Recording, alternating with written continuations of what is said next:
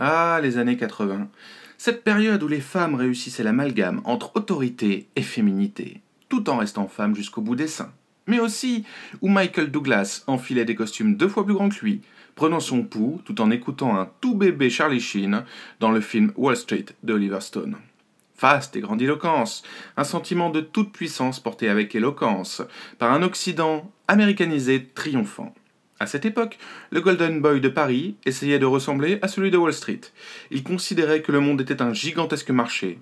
Les pays en développement étaient à développer en raison de leur état naturel de faiblesse face à l'Occident, et qu'ils étaient voués à devenir l'usine du monde. Ils le sont devenus d'ailleurs, cette usine, et ils ont progressivement assimilé le savoir, développé les compétences et exploité la monnaie, afin de créer un modèle alternatif. Une fois devenus suffisamment forts, ils ont commencé à serrer la vis, obligeant parfois les industries occidentales et européennes à se serrer la ceinture. Et pendant que les chantres d'une réalité qui n'a jamais existé que dans leur petite tête bien pleine et mal faite nous bassinaient de leur fantaisie, un problème majeur est devenu la norme. Les seigneurs d'hier sont les esclaves d'aujourd'hui. Bien tenus en laisse par leurs nouveaux macros. Voilà donc que les Champs-Élysées qu'était l'Europe des années 80 se sont transformés en place Pigalle dans les années 2020. Car oui, tu commences à me connaître, je ne donne pas dans la langue de bois. Et quand on fait le tapin pour quelqu'un, je préfère appeler un chat un chat. Je n'aime pas que l'on dise que l'on peut faire dire ce que l'on veut aux chiffres. Ce n'est pas vrai.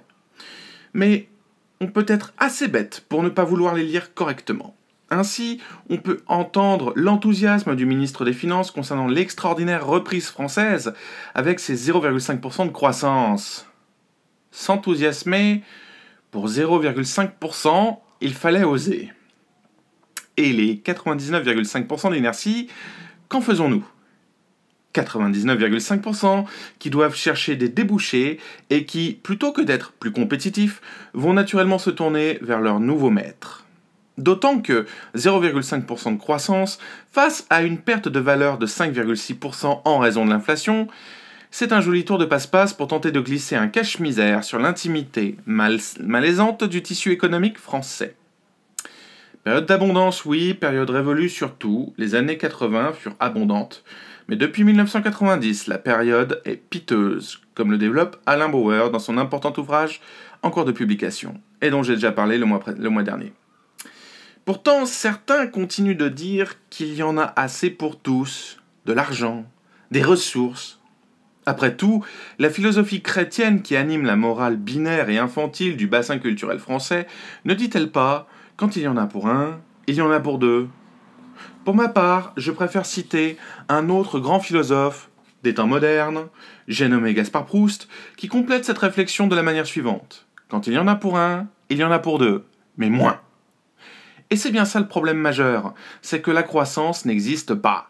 Par contre, les dépenses, elles, continuent d'augmenter, et on continue d'exiger toujours plus du leader, du dirigeant, au point que cette femme forte, ou cet homme fort, ou peut-être les deux, on ne sait plus trop aujourd'hui, en vient à devoir faire le tapin, comme un crève-la-faim, et accepte d'être humilié, encore, et encore, et encore. À défaut de tailler une bavette avec un client, on se met à tailler autre chose.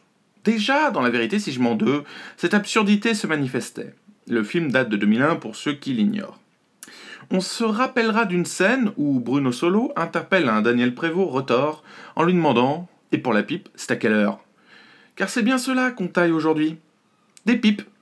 De plus, je vous invite à revoir ce film, car la suite illustre parfaitement le déclin que subissent les associés qui n'ont pas voulu se montrer plus offensifs, mais aussi les bonnes pratiques à mettre en place pour répliquer face à un prédateur économique. Car, oui, la taille de l'entreprise ne signifie pas qu'elle est intouchable. Cependant, si collectivement notre entrepreneuriat n'a pas compris le principe de compétitivité et de prédation, je ne crois pas qu'il faut faire partie du sentier pour réellement se révéler efficace. Et chacun peut se poser la question. Je te la pose à toi, de ce fait. Pour qui fais-tu le tapin? Car vu que tu es en France, que tu n'es sans doute pas dans le top 500 des plus riches de France listés par Challenge, tu dois bien souvent te laisser prendre, ou attraper, ou posséder, bref, te laisser faire. Et ce qui m'amène à l'affirmer, ce sont les données qui seront traitées dans cette chronique. Mais rassure-toi, une fois qu'on aura identifié pour qui tu fais le tapin, je vais aussi te parler de la manière dont tu peux inverser la vapeur. Ben oui, si les Nouaches l'ont fait en partant quand même de très très loin, c'est que tout le monde peut le faire avec volonté et imagination.